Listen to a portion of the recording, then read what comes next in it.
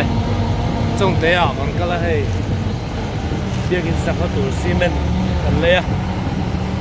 project mà sang bom ruột thế hay classic khai cùi tiền nó tụt tới bao nhiêu cái số lâu nghe gần nuôi mình trả cái lấy cho vợ xi men thế nên hay lại cần bể lá bol bù gần lụt số đó đó hay cho sao mấy chuan bông đi motor chiang bốc rồi vậy chứ xịt pump ở trong pump dễ là ngay điều mà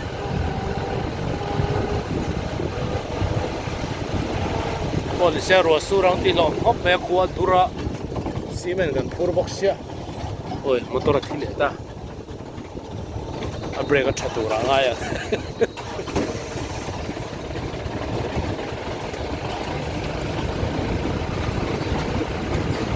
itu tuh kayak motor mandi.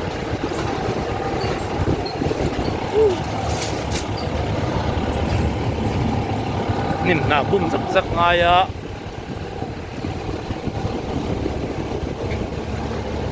Zak đấy.